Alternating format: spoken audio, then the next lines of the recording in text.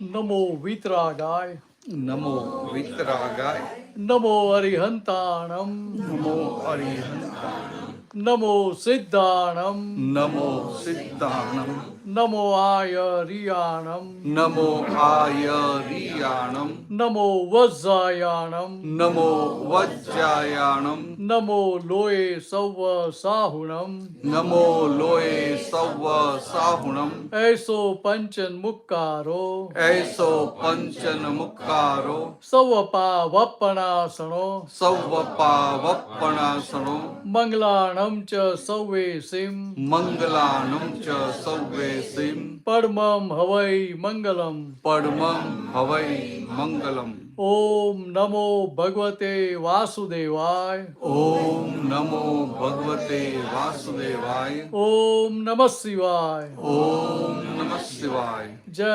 સચ્ચિદાનંદ. જય સચ્ચિદાનંદ.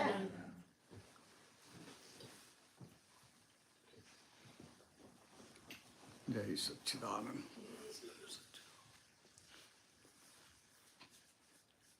આપણે આવું એક્સટેમ્પર રાખશું, બરાબર? તો હવે તમે પ્રશ્નો એની પ્રકૃતિ પૂછ્યા કરજો. માસે જે કામમાં હોય ને તમારે જ કરવી પડે.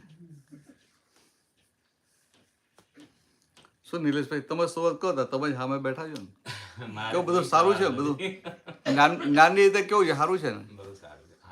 આજ્ઞા હાજર રહે છે ને? બસ એ આજ્ઞા હાજર રહે કે ના રહે, હું તો રહું છું સાહેબ.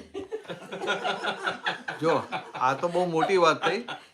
હું હાજર રહું છું એટલે કે હું શુદ્ધાત્મામાં રહું છું, અને આજ્ઞા શુદ્ધાત્મામાં રહેવા માટે છે. સમજાય? તમે આજ્ઞામાં રહ્યા એનું પ્રમાણ શું?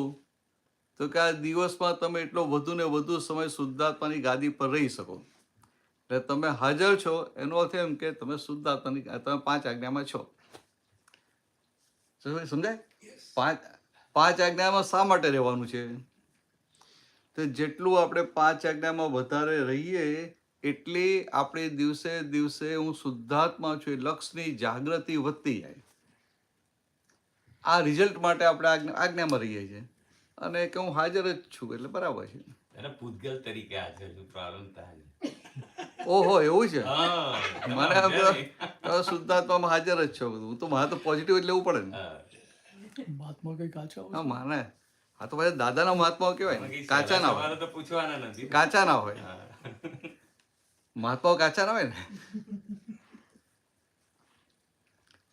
છે આવું કે આ આજ્ઞા આપણને આપીને 5 આજ્ઞાઓ એટલા માટે આપી કે આ ભરેલો માલ, આ નહીં પછી કલયુગનો ભરેલો માલ, 5મા આરાનો ભરેલો માલ. એટલે માલ કેવો હોય? બધો રબીશ માલ હોય ને, કચરો માલ હોય, અને હિસાબોય ભારે ભારે હોય. માલે ભારે હોય ને હિસાબોય ભારે હોય, એટલે એના ધક્કા બહુ વાગે. એટલે એના ધક્કા જે વાગે ને, આપણને શુદ્ધાત્મામાં સ્થિર રહેવા ના દે, હલાવી નાખે. અને પાછી અંદર બુદ્ધિ પણ હોય, એટલે બુદ્ધિ ભાઈ શું કે ભાઈ વ્યવહારથી તો આમ ના હોય ને, વ્યવહારથી તો આમ હોય ને, વ્યવહારથી આવું ના કરાય, આમ કરવું જોઈએ ને આમ ના કરવું જોઈએ.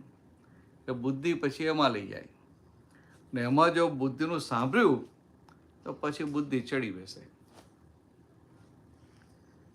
એટલે દાદા શું કે આ તમને જ્ઞાન આપ્યું ને તો અંદર પ્રજ્ઞા બેસાડી આપી, પ્રજ્ઞા શક્તિ.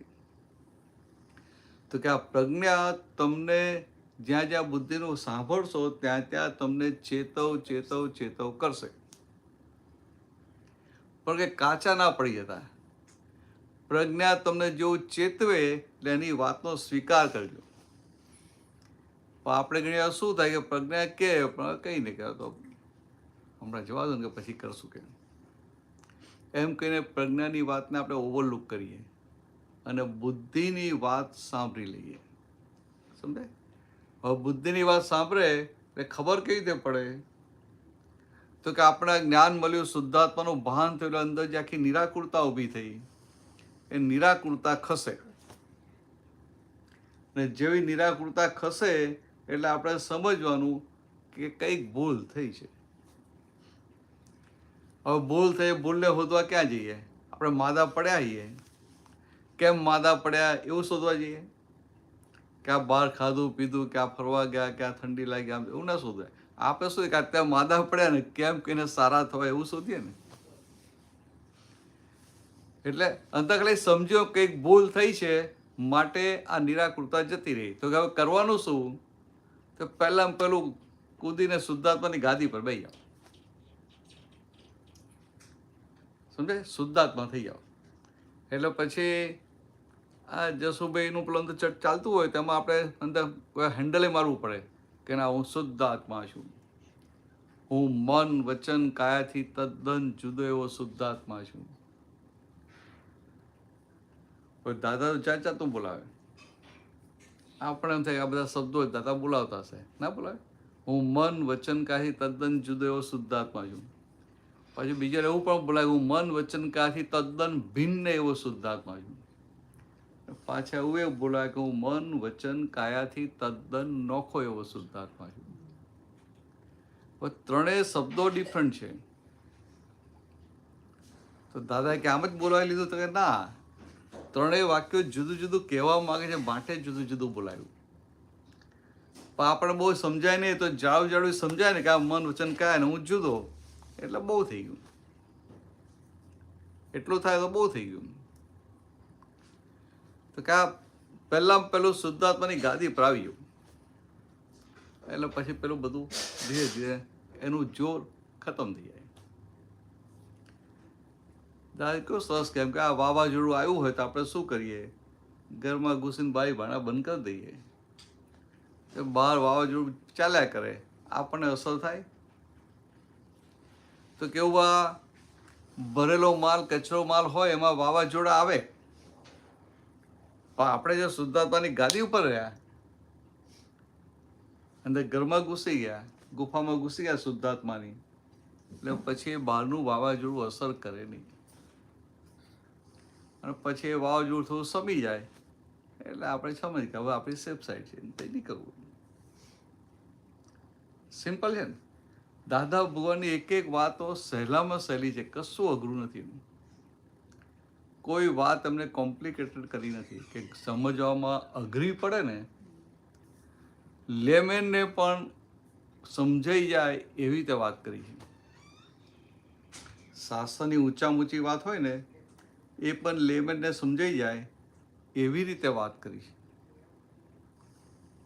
તો કે આવી રીતે વાત કરી શકે છે એ જ એનું મોટું પ્રમાણ છે કે એમની અનુભવ દશા છે. અનુભવ દશા હોય ને એટલે સહેલા સહેલા શબ્દો આવી જાય. આવો જય સચ્ચિદાનંદ. અનુભવ દશા હોય એટલે એમને જેમ છે તેમ કહેવા માટે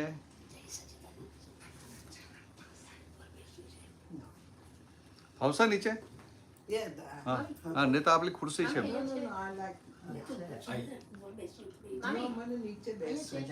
ગાડી પર બેસું? હા તો પગ લાંબા કરી દેજો. દાદા ઝીણામાં ઝીણી વાત કરે ને તો એમના શબ્દો એકદમ સિમ્પલ હોય.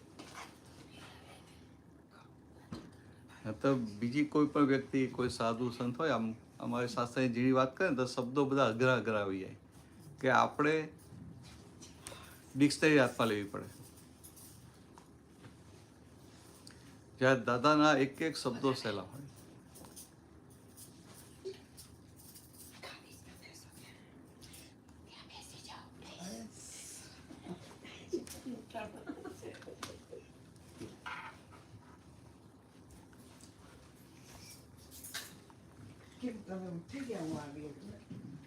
તમારી બીક લાગે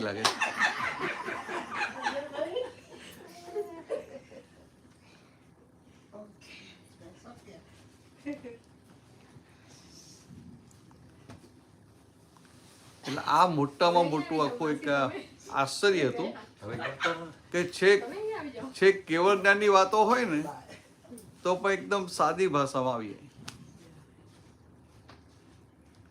તો કે એમની દશા છે ને એટલે એમને સહેજા સ્ફુર્યા કરે. એ દશા છે એટલે એમને આમ દેખાય ને તો તેવા શબ્દો આવી જાય. ને તો એ દશાને એક્સપ્લેન કરવા માટે બુદ્ધિ વાપરવી પડે, પછી અઘરા અઘરા શબ્દો આવે. તો આવું હતું દાદાનું. તો આ શબ્દની વાત થઈ તો ભિન્ન, નોખો એવો અને જુદો, એમાં શું કીધું? આ ભિન્ન, નોખો, જુદો શબ્દ તો ગુજરાતીમાં વપરાય કે ના વપરાય? હા, શબ્દો અઘરા છે? that's fine, પણ દાદાજી શબ્દો અઘરા નથી, પણ દાદાજી જે શબ્દ બોલે છે ને, આખું એમને એ આખું દેખાઈને બોલે છે. હવે શું ફરક છે તમે સમજાવો.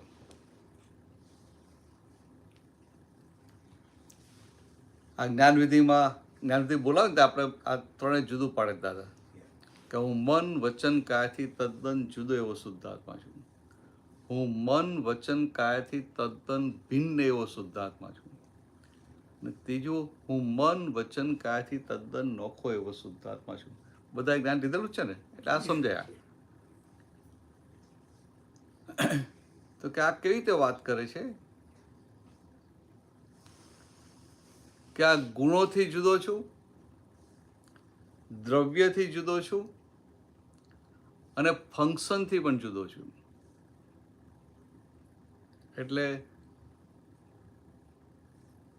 આ લોખંડ હોય અને સોનું હોય તો બંનેનું દ્રવ્ય એક કહેવાય કે જુદું કહેવાય? જુદું કહેવાય. દ્રવ્ય એટલે આ માસ આપણે કહેમ.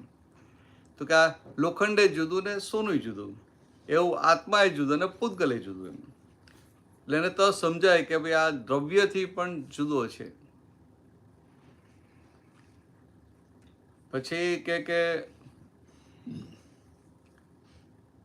તદ્દન જુદો, તદ્દન મુક્ત અને તદ્દન નોખો, ભિન્ન, મુક્ત અને નોખો. તો કે આ દ્રવ્યથી આખો જ ભિન્ન છે. પછી જુદો આવ્યું તો ગુણે કહીને બંને જુદા છે. ગુણે કહીને એટલે એક ડોક્ટર હોય અને એક લોયર હોય, બંનેની આવડત જુદી જુદી કે નહીં? બંનેની આવડત જુદી જુદી. તો એ ગુણોથી જુદા. અથવા આપણે કહીએ ને કે આ દૂધ હોય ને ઘી હોય તો બંનેના ગુણો જુદા કે નહીં? એવું આ પૂતગલના ગુણે કહીને જુદો, ગુણે કહીને પૂતગલ જુદું અને આત્મા જુદો. એ ગુણે ગુણ- કરીને આવે ત્યારે જુદો એવો આવે શબ્દ. હા. ભિન્ન ક્યારે આવે? ભિન્ન પહેલા જે બતાવ્યું ને, નોખો. હા. દ્રવ્યથી. હા, ભિન્ન એટલે અલગ, આખું દ્રવ્ય એટલે દ્રવ્યથી ભિન્ન છે. પછી આ પ્રકૃતિના ગુણો અને આના ગુણો ગુણે કરીને જુદો આખો. અને પેલો નોખો આવે, નોખો એટલે એના ફંક્શને કરીને, એટલે કે પૂતગલનું ફંક્શન શું છે? તો પૂતગલ વાળો ભાગ છે એ જે આ વિભાવકીને ઊભો થયેલો છે, એટલે એમાં ક્રોધમાન માયલોપ થયા કરે. અને આમાં તો કે એ જોયા કરે ને જાણ્યા કરે. એટલે જોવા જાણવાનું આવ્યું તો તદ્દન નોખો. પેલાનો ભાગ જુદો, આનો જુદો. એટલે કે આ દ્રવ્યથી જુદો, ગુણથી જુદો અને ફંક્શનથી પણ જુદો. હવે દાદાને આ બધું દેખાય ને દાદા બોલાવે, અને આપણે જે આ વિધિ બોલીએ, આપણે બોલી જઈએ ને આપણે એવું લાગે ત્રણેય શબ્દો સિમિલર શબ્દો છે એવું લાગે કે ના લાગે? પણ દાદાની આ દશા એટલે એમને બોલતી વખતે આખું સ્પષ્ટ જુદું દેખાતું હોય કે આ પ્રકૃતિનો ભાગ, આ ગુણવાળો ભાગ, આ દ્રવ્યવાળો ભાગ, આ ફંક્શનવાળો ભાગ. આપણે તો પેલું શું મિકેનિકલ એક બોલી જતા હોઈએ, પણ એમની પોતાની જે દશા એને લઈને આપણામાં પરિણામ પામે. એ શું કીધું તમે? કીધું એમની દશા એટલે આપણે એટલે આપણે જ્ઞાનવિધિમાં આપણે બેસાડતા આપણે તો ખાલી બોલી જઈએ. આપણને લાગે આ શબ્દો ત્રણ લગભગ સરખા જ છે, એમ કે આ દાદા જ્યાં ત્રણ અલગ અલગ વાક્ય બોલાય પણ શબ્દ સરખું જ છે, આપણને એવું લાગે. પણ દાદાની પોતાની દશા હોય ને, એટલે જ્યારે એ વાક્ય બોલતા હોય ત્યારે તે રૂપ થઈને બોલતા હોય. એટલે એ વખત એમને દેખાય ખરું કે આ દ્રવ્યથી જુદો, આ ગુણથી જુદો, આ ફંક્શનથી એટલે કાર્યથી જુદો. એમને બધું દેખાય, આપણે દેખાય નહીં, પણ દાદાબાની પોતાની એવી જે દશા છે એના આધારે આપણામાં પરિણામ પામી જાય. એટલે એવું થાય કે પરિણામ પામી જાય પણ એને ખબર પડે નહીં. એટલે આનું મોટા મોટું આશ્ચર્ય જે છે કે સામાન્ય જ્ઞાન અંદર ઉતરી ગયું ખરું, પણ હું શું પામ્યો એ સમજતા વર્ષો લાગી જાય. હું શું પામ્યો એ સમજતા વર્ષો જતા રહે. એને એવું થાય કે ના હું બરાબર છું, મને શાંતિ રહે છે, મને આનંદ રહે છે, હું 5 આજ્ઞામાં રહું છું, હું રોજ આરતી કરું, આ બધું કરું, સત્સંગ હોય તો જવું, એવો એને સંતોષ હોય અને બીજી નિરાકુરતા રહે. પણ મને દાદાએ શું આપ્યું છે, શું બનાવ્યા છે એ સમજાય ને બહુ મોટું કામ થઈ જાય. એ સમજાય ને એટલે એને દાદા ભગવાનની દશા સમજમાં આવે. અને દાદા ભગવાનની જેટલી દશા તમને સમજાઈ, દાદા ભગવાનની જેટલી દશા તમને ઓળખાઈ, એટલા તમે તે રૂપ થતા જાઓ. એટલે શું તે રૂપ થતા જવું? તે રૂપ એટલે એટલા તમે દાદા જેવા થતા જાઓ. એટલા હું છે. આમ સાદો જાડો દાખલો આપું કે આ દાદાનો પ્રેમ છે, આપણે જેટલા અંશે સમજાય ને એટલું આપણી અંદર એ પ્રેમ સ્વરૂપ ખુલ્લું થતું જાય. દાદા આ બધો વ્યવહાર થતો હોય, બધી વાત કરતા હોય, પણ ક્યાંય કોઈને કરતા જુએ ખરા કે વ્યવસ્થિત એમને વાપરવું પડે? તો આ જેમ જેમ આપણે સમજાય ને એમ આપણું અકલતા પદ ખુલ્લું થતું જાય. એટલે આપણે દાદા જેવા થતા જઈએ. એટલે દાદા ભગવાને શું કહ્યું કે જ્ઞાની પુરુષની ચર્યા જોજો કરજો. ચર્યા એટલે કે શું કરે સવારે સવારે જોજો કરજો. કે જ્ઞાની ભાઈ બીજું શીખવાનું તમે એમને જોઈને શીખી જાઓ. કે પણ આપણે બધું શું, આપણે બધું ગ્રોસ લેવલે લઈ લઈએ કે એમની ચર્યા જોયા કરજો. એટલે આપણે શું કરીએ કે દાદા ઉઠ્યા હોય, વિધિમાં બેઠા, વિધિ કરાવતા હતા આપણે જોયા કરીએ, કે દાદા જમવા બેઠા આપણે જોયા કરીએ, કે દાદા માથું ઓળતા હતા આપણે જોયા કરીએ, દાદા ટોપી પહેરીને આમ ગોઠવતા હતા કે આપણે જોયા કરીએ, દાદા સત્સંગ કરતા હોય તો આપણે જોયા કરીએ. સમજાય? કે દાદા અસીમ જે કાળો બોલાતા બધા ધીરે ધીરે ચાલતા હોય તો આપણે જોયા કરીએ.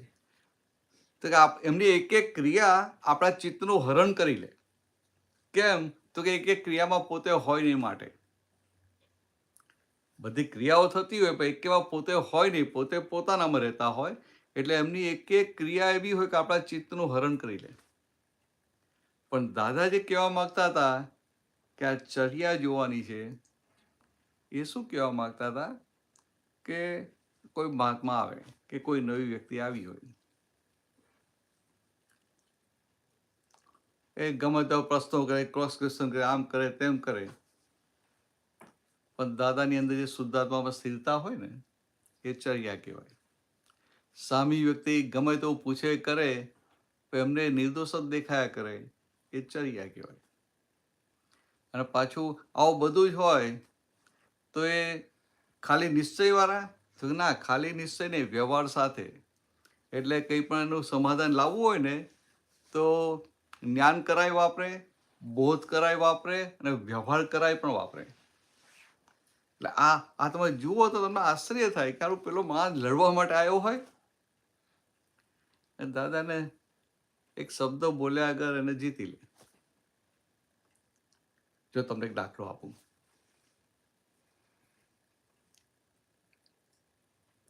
બોમ્બેમાં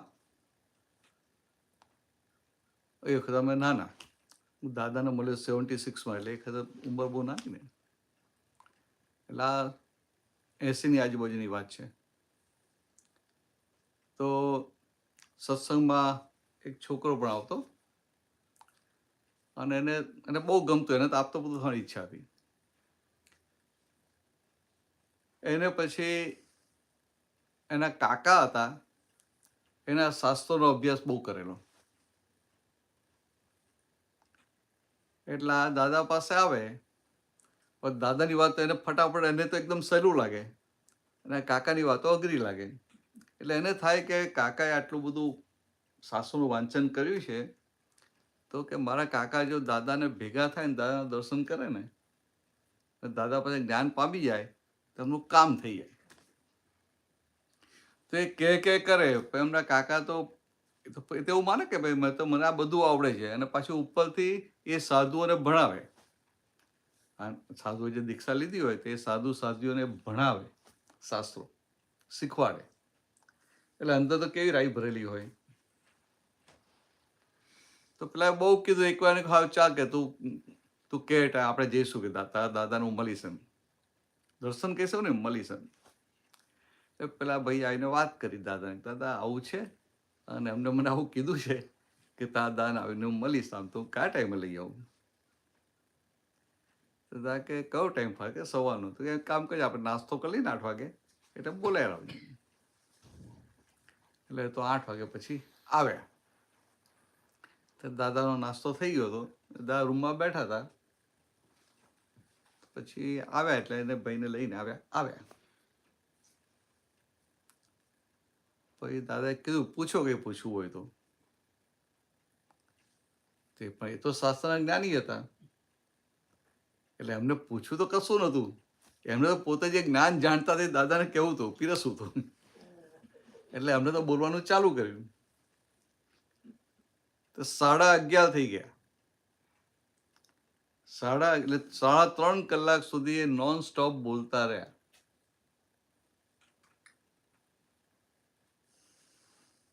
એ કોઈ પ્રશ્ન નથી કર્યો. દાદા શાંતિથી બેહી રહેલા. દાદા હાય ના બોલે, નાય ના બોલે. પછી 11:30 થયા એટલે દાદા ધીરેને કહે છે એમને હાથ જોડીને કે તમે જો અમને રજા આપતા હો તો અમારે નાહવાનું બાકી છે, અમે નહીં લઈએ. સમજાય? તો વિચારો કેવા જ્ઞાનીને કેવી સરસ આમ વાત કરે છે કે તમે રજા આપતા હો તો કે અમારે જે નાહવાનું બાકી છે તો કે 11:30 થાય અમે નહીં લઈએ. પેલા શું કે બિચારા, ના તમે નહીં લો. પછી ગયા એટલે પેલા એના ભત્રીજાને કહે છે રસ્તામાં, જોયું કે તારા દાદાએ હમણાં 3.5 કલાક સુધી સાંભળ્યું કે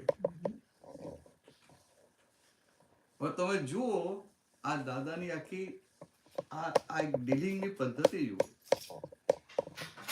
કે પેલા ભાઈને એમને ક્યાંય હા કે ક્યાંય ના નથી કીધું. અહીંયા કે તું સાચો છે કે ખોટો છે એક શબ્દો બોલ્યા નથી. એમની કરુણા હોય ને હાબર કરે.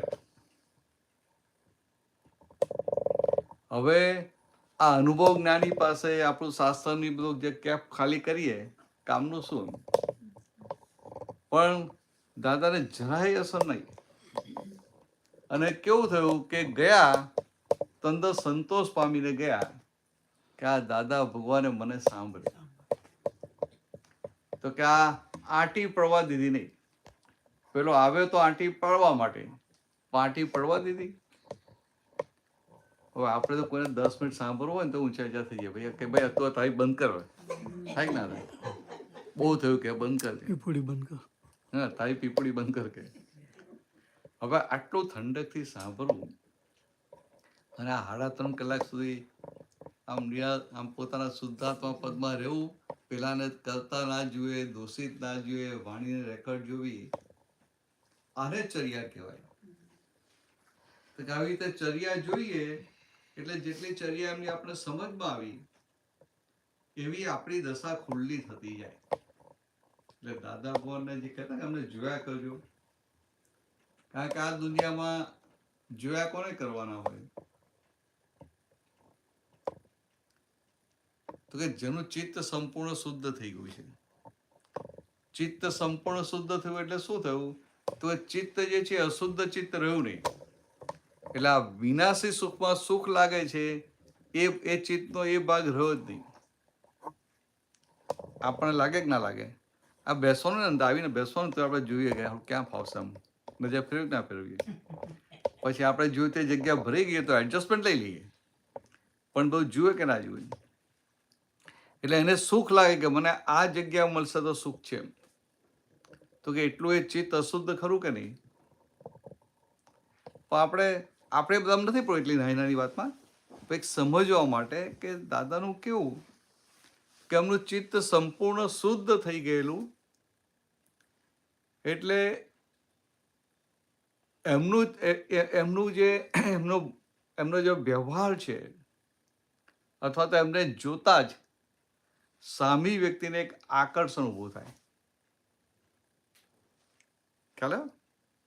જેમ ભગવાન મહાવીર હોય કે શ્રીમંત સ્વામી જોતા જ પહેલા અંદર થાય ને, એવું એમના વાણી, વર્તન ને વ્યવહાર બધું એવું મનોહર હોય. જેના વાણી, વર્તન ને વિનય છે મનોહર શુદ્ધાત્મા. તો કેવું મનોહર હોય તેમ એમ મનનું હરણ કરી લેવું. પણ કેમ? તો કે પોતે નિરંતર એમનું ચિત્ત જે સંપૂર્ણ શુદ્ધ થઈ ગયું છે, એટલે કે દરેકે દરેક ક્રિયામાં પોતે પોતાના શુદ્ધાત્મા પદમાં જ રહે છે. શુદ્ધાત્માની ગાદી પરથી ઉતરતા જ નથી. તો કે આવી એમની દશા. અને તો આમ લાગે પ્રસંગોમાં. જો એક બીજો દાખલો આપો. કંટાળો નથી આવતો ને? હા, ને તો વાતો બદલી નાખી. આપણે પાછું અમને પ્રકૃતિમાં લેવાનું હતું ને પાછું. ત્યાં બરોડામાં MS યુનિવર્સિટીમાં કોમર્સ ફેકલ્ટી એના એક ડીન હતા, ધોળકિયા સાહેબ કહીને. પછી રિટાયર થઈ ગયા ને પછી આવ્યા દાદા પાસે. તો દાદા પાસે આવ્યા એટલે બહુ બધા પ્રશ્નો કરે, કારણ કે આપણું ડીન એટલે બધા પ્રશ્નો સારા કરે. ને પાછું એમને વેદાંતનો અભ્યાસ ખૂબ કરેલો, એટલે વેદાંતમાંથી બધા પ્રશ્નો કરે, બધું કરે. તો એમને બહુ ચોંટી ગયું. એટલે રોજ આવી જાય, પ્રશ્નો કર્યા કરે. પછી થોડા દિવસ પછી દાદાને કહે છે કે દાદા તમારી રોજ નિશ્ચય શું છે મારે જાણવું છે કે, એટલે કે તમારો નિત્યક્રમ શું છે, તમારી દિનચર્યા શું છે સવારથી સાંજ સુધીની, એ કે મારે જાણવું છે કે. દાદા કે અમારે એવું કશું હોય નહીં.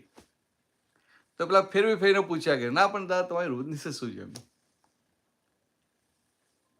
તો બહુ પાછળ પડ્યા. એટલે દાદા કે ચાલો સાંભળો. ત્યારે કે અમે સવારે 6:30 વાગે એટલે પથારીમાંથી ખાટલામાંથી નીચે પગ મૂકીએ કે, સમજાય? જાગતા હોય પણ આમ 6:30 નીચે પગ મૂકે એટલે કે આ બધા છે ને કે દર્શન કરી લે. પછી કે આ બધા કે અમને કે બ્રશ કરાવે, એટલે કે અમે બ્રશ કરી લઈએ. પછી કે આ ત્યાં સુધી ચા નાસ્તો આવે. ભાઈ આમ એ પહેલાં અમુક મહાત્માઓ આવ્યા હોય, એમને જોબ પર જવા બીજું બધું હોય, તે 10 વાગે આવ્યા હોય તે કે બધાને વિધિ કરાવી દઈએ. તો બધાની વિધિ થાય ત્યાં સુધી એમનો ચા નાસ્તો આવી જાય, એટલે કે અમે ચા નાસ્તો કરીએ. પછી પેલી બીજી બેચ આવી ગઈ ને મહાત્માની, પછી ખુલ્લું જ હોય, પેલા આવે પેલા જાય એમ. પછી એમ જોયું કે સત્સંગ ચાલુ થાય. ત્યાં પછી સત્સંગ ચાલે, પછી નાવાનો ટાઈમ થાય એટલે પછી આ બધા કે આપ તો બધું કંઈક ચાલો દાદા નાવા, એટલે કે અમે નાવા જઈએ. પછી નહીને પાછા આવીએ તો પાછા કોઈ મહાત્મા આવ્યા હોય તો એને વિધિ કરાવી દઈએ. પછી જમવાનું એટલે જમી લઈએ. પછી કંઈક અડધો 1 કલાક થોડો આરામ કરીએ. પાછું બધા આવી ગયા હોય એટલે પાછું ચાલુ થાય. તે સત્સંગ પેલો ત્યાં આગળ બાહુબેના હોલમાં 5:30 થાય ને, એટલે એની 10-15 મિનિટ પહેલાં પ્રદીપભાઈ લેવા માટે આવી જાય. બરોડા બાહુબેના હોલમાં સત્સંગ થતો, એટલે બાહુબેના દીકરા પ્રદીપભાઈ રોજ આવી જાય. અને બહુ પંક્ચ્યુઅલ, એકદમ ટાઈમમાં આવી જાય. એમને 2-3 મિનિટ મોડું થયું હોય ને, દાદા ઉપરથી નીચે ઉતરીને ઓટલા પર બેસે એમ કે હમણાં જ આવી જશે. એમને શું થાય કે સત્સંગનો ટાઈમ મોડો ના થાય. કોઈ મહાત્મા આવીને બેસી રહે અને એને સત્સંગ ના મળે તો કે મારા નિમિત્તે એનો સમય બગડે, એવું ના થવું જોઈએ. તો પછી કે સત્સંગ થાય, પછી 8:30 સત્સંગ પૂરો થાય એટલે પછી ઘરે જઈએ કે. પછી નીચે આવે કે ભાઈ કે આપતો પછી અમને ઉપર ચડાવે ખુરશીમાં, પછી કે જમી લઈએ. પછી આપતો સાથે બેઠા કે 11:30 સુધી સત્સંગ ચાલે. એ 11:30 થાય એટલે પાછા કે અમે સૂઈએ. એટલે આવું કીધું ને એટલે એ ધોળકિયા સાહેબ તો બહુ ખુશ થઈ ગયા કે દાદા તમે આ 75 વર્ષની ઉંમરે આટલા બધા કલાક કામ કરો છો એમ. સવારના 6:30 થી રાતના 11:30 એટલે કે આટલી આ 75 વર્ષની ઉંમરે આટલું બધું કામ એટલે એ તો બહુ ખુશ થઈ ગયા, પ્રભાવિત થઈ ગયા. હવે દાદાએ ધીરેને શું કહ્યું કે આ બધું થતું હોય ને પણ અમે એકમાં હોઈએ નહીં, અમે આ કસામાં હોઈએ નહીં, અમે અમારા શુદ્ધાત્મામાં હોઈએ. હવે સમજાય?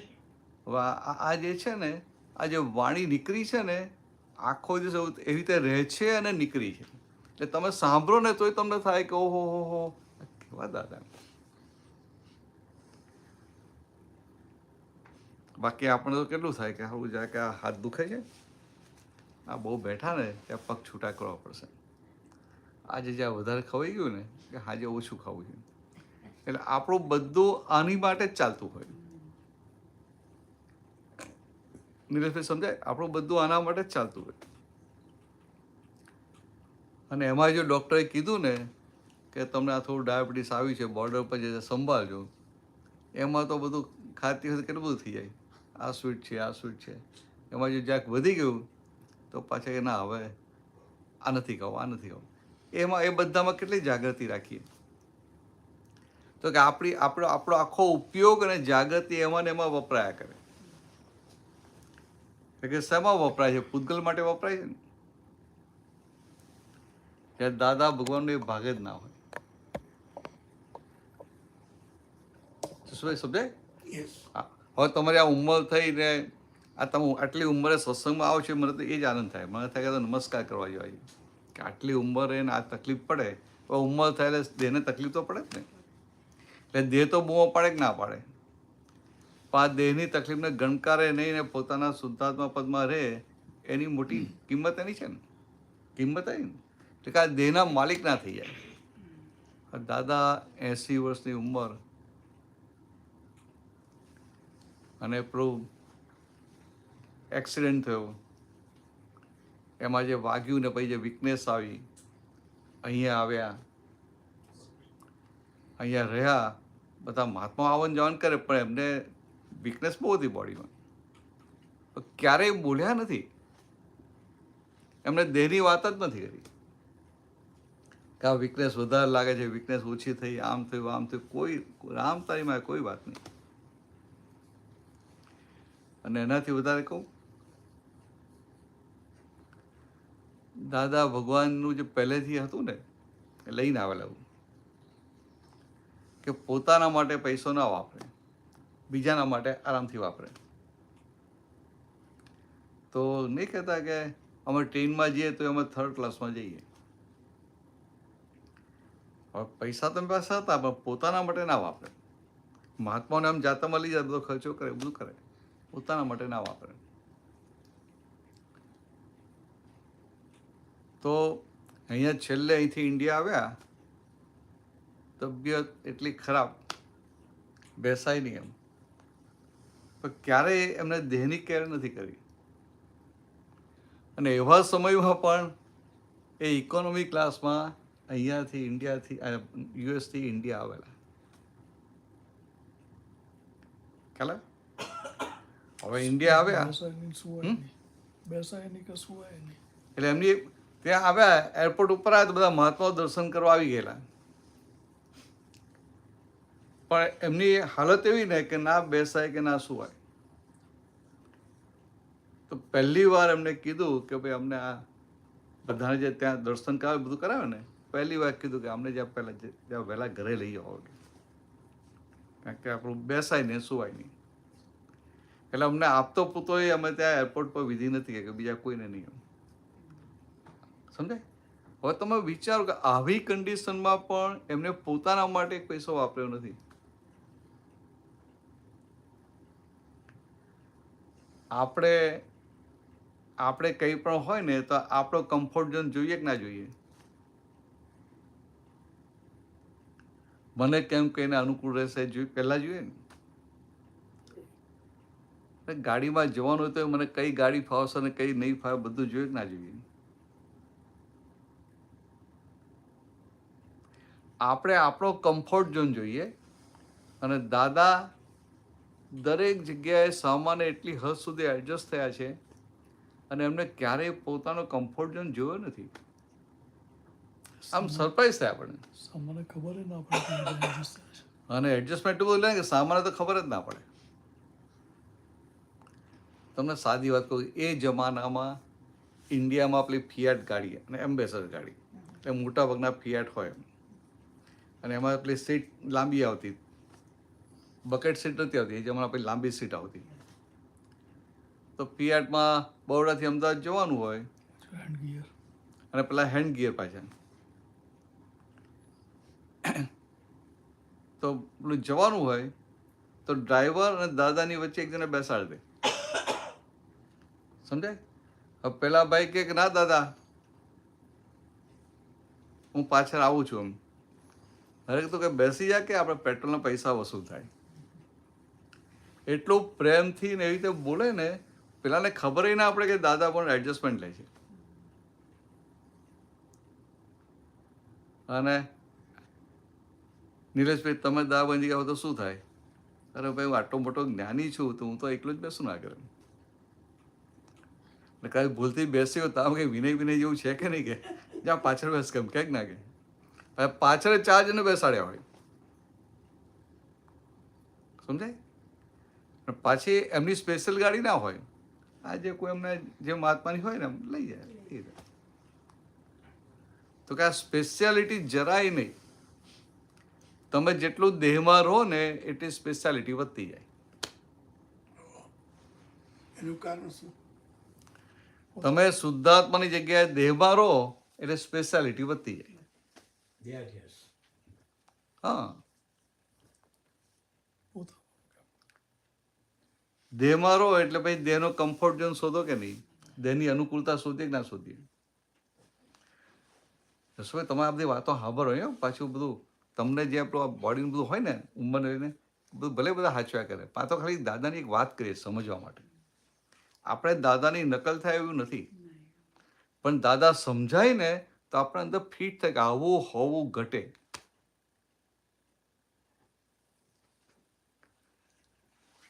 આ તો સ્પેશિયાલિટી કોને કહેવાય એને સમજવા મળે. સ્પેશિયાલિટી ક્યારે આવે? કે આ દેહમાં રહેતો હોય તો સ્પેશિયાલિટી આવે અને પોતાના શુદ્ધાત્મામાં રહેતો હોય તો નોર્માલિટી આવે.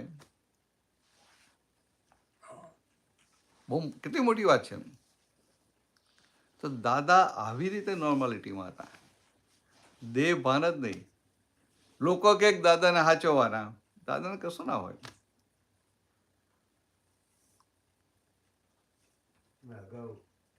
અગાઉ વાત થઈ ને પેલું નોખા ને બારેમાં એમ કીધું કે પછી પ્રકૃતિ એટલે સીધું એમાં ક્રોધમાનમાં આવેલો એ ક્યારે એમાં પ્રકૃતિમાં એ આવે છે? શું પ્રકૃતિ ક્યારે? એ ક્રોધમાન માયાલો નો ઉદ્ભવ ક્યારે થાય? શું કે ક્રોધમાન માયાલોકનો? પ્રકૃતિમાં ક્રોધમાન બાળકનો બાળક 2 ઉદ્ભવ ક્યારે મહિનાનું થાય? હોય તો એની કઈ ક્રોધમાન માયાલો હોય જ નહીં. હા, એટલે જેમ જેમ અહંકાર ડેવલપ થાય ને, નાનો હોય તો આપણો અહંકાર ના હોય, ભાઈ ધીરે ધીરે અહંકાર ડેવલપ થાય. આપણે નાનું છોકરું મોટું થતું હોય ને તો આપણે એની જેટલી પોઝિટિવ વસ્તુ એપ્રિશિએટ કરીએ કે ના કરીએ. આ સ્કૂલમાં શું કરે, એનું જે નવું નવું કંઈ પણ હોય ને એપ્રિશિએટ કર્યા કરે. ડ્રોઈંગ કર્યો ને લીટા કર્યો ને તો એને પેલા 2 સ્ટાર લગાવી આપે, 3 સ્ટાર લગાવી આપે. તો કે એપ્રિશિએટ કર્યા કરે. એટલે એ શું છે તો કે એના પોઝિટિવ અહંકારને નર્ચરિંગ કરે. પણ ભરેલો માલ હોય એ જ બહાર આવે, અને માલ પડ્યો ના હોય તો ના આવે. Okay, now we are coming there. ભરેલો માલ છે એ કશાયો ભરેલો માલ છે કે આપણા ઓપિનિયન કે બિલીફો ભરેલો માલ? અજ્ઞાનતાથી ભરેલો માલ છે. આપણો અજ્ઞાનતાથી બિલીફ પાછલા જન્મોમાં જે અજ્ઞાનતા હતી, અજ્ઞાનતાના આધારે ભરેલો માલ છે. સમજાય? હવે જો હવે તમને સમજાવ. કસાયો તમે કહો છો ને, કસાયો એટલે આ નવું જે ચાર્જ થાય છે ને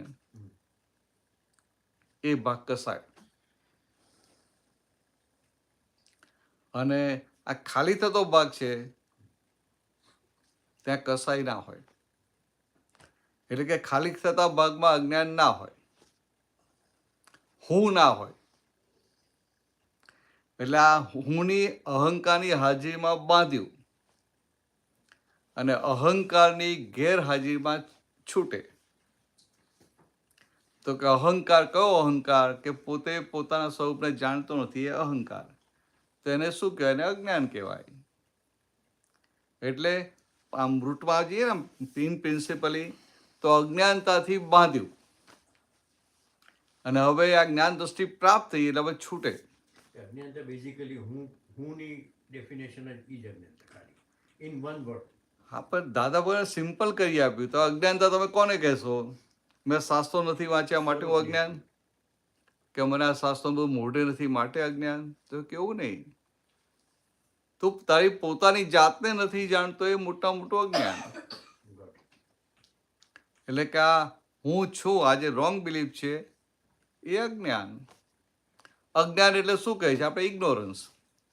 અને આ કઈ ઇગ્નોરન્સ હોય? Self ignorance. કેટલું સીધું સિમ્પલ છે. ઓકે, આ ભરેલો માલ છે એમાં પછી ડિસ્ચાર્જ અહંકારથી બધું ડિસ્ચાર્જ થાય છે. અત્યારે આપણું જે છે ને આ જ્ઞાન મળ્યું ને એટલે હું શુદ્ધાત્મા છું એ ભાન થયું.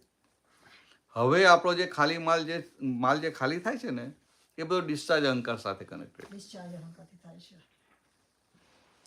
એટલે તમે રસોઈ બનાવો, એક ભાવના થાય, ઓ બધા મહાત્માઓ આવવાના છે, મારે તને ફૂલ ડીશ જમાડવી છે. તો કે આ કયો અહંકાર? ડિસ્ચાર્જ. કે ડિસ્ચાર્જ અહંકાર. કેમ? તો કે હવે તમને ભાન થયું ને હું શુદ્ધાત્મા છું અને રે ખરું કે આ કલાબેન કરે છે, સમજાય? અને આ હૃદયમાં ભાવ હોય કે આ મહાત્માઓ મારે ત્યાં ક્યાંથી? નો, ડિસ્ચાર્જ અહંકાર એ નિર્જીવ અહંકાર. આ એ નિર્જીવ. પછી બીજું કશું છે એનું કઈ નામ બીજું? ના, નિકાલી અહંકાર, નિકાલી અહંકાર. ડિસ્ચાર્જ અહંકાર, નિર્જીવ અહંકાર. એટલે કે આપણો મહાત્માઓને સજીવ અહંકાર રહ્યો નહીં, પણ આ ભરેલો માલ એવો છે ને કે એને ગમે ત્યાં થાપ ખવડાવી દે. એટલે કે તમારે ચેતતા રહેવું પડે. કોને થાપ મારી દે? પેલો જેને ભાન થયું છે એને? એવું નહીં. એ નિર્જીવ અહંકાર એને? આ જે નિર્જીવ અહંકાર વાળો ભાગ છે ને એ પણ એ કોને ગોથું મારાઈ દે? પેલો જેને ભાન થયું છે એને ગોથું મારાઈ દે? આ ભાન થયું છે. ઓકે. એટલે આમ તો શું છે કલાબેન, બહાર ના બોલાય પણ સમજવા માટે કે આપણને જે થયું ને અત્યાર સુધી એવું હતું કે હું જ કલાબેન છું, એ ભાગ આખો ફ્રેક્ચર થઈ ગયો. હવે ભાન થયું કે હું શુદ્ધાત્મા છું. પણ હું શુદ્ધાત્મા છું એ ઇન્ટ્રીમ છે, ઇન્ટ્રીમ ગવર્મેન્ટ છે ને. હવે એ શુદ્ધાત્મા છું એ ભાન થયું અને સાથે પ્રજ્ઞા આવી. એટલે પ્રજ્ઞા તો બધા સંજોગો ચેતવીને સંસારમાંથી બહાર કાઢે, મોક્ષ તરફ લઈ જાય. અને આ ભરેલો માલ ખાલી થાય એટલે પછી આ બધો ભાગ ખાલી થયો ને એટલે પછી કેવળ જ્ઞાન થાય. એટલે જ્યારે કેવળ જ્ઞાન થાય ત્યારે એને શબ્દનું પણ અવલંબન ના હોય. અત્યારે તમને હમણાં આ માથું દુખતું હોય ને બહુ, તો હું અવ્યાભાસ સ્વરૂપ છું, હું મન વચન કાય તદ્દન જુદો, હું શુદ્ધાત્મા છું, હું શુદ્ધાત્મા છું, બોલીને શુદ્ધાત્મા પદમાં રહેવું પડે. કે આ અવલંબન લેવું પડે છે. એટલે આ અવલંબન લેવું પડે છે ત્યાં સુધી અસ્પષ્ટ અનુભવની દશા કહેવાય. અને જેને અવલંબન જ લેવું ના પડે એની સ્પષ્ટ અનુભવની દશા કહેવાય. એટલે સ્પષ્ટ અનુભવની દશાવાળા પુરુષ કેવા હોય? તો કે વિતરાગ હોય. વિતરાગ એટલે કોઈના માટે એમને અભાવ ના હોય અને કોઈના થકી એમને ભય ના હોય. ભય. હવે દાદાના સત્સંગમાં આપણે જઈએ ને તો કોઈ પૂછે મહાત્મા કે દાદા કે હું તમારી પાસે આવ્યો, મારાથી બીજે જવાય કે ના જવાય? કાંઈ કોઈ વૈષ્ણવ હોય, સહી હોય, કોઈ ગાયત્રીનું કરતો હોય, તો દાદા કે અમારે ત્યાં હવે જવાનું કે નહીં જવાનું? દાદા કે તમને જ્યાં સુધી આ વ્યવસ્થિત ખેંચીને લઈ જાય ને જજો કે, અને ત્યાં જશો ને તો તમને ખબર પડશે કે ઓહો હો તમે શું પામ્યા છો.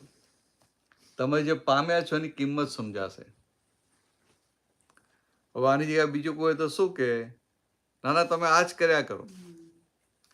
અહીંથી જો બીજે બધે જશો ને તો પછી તમને વાર લાગશે.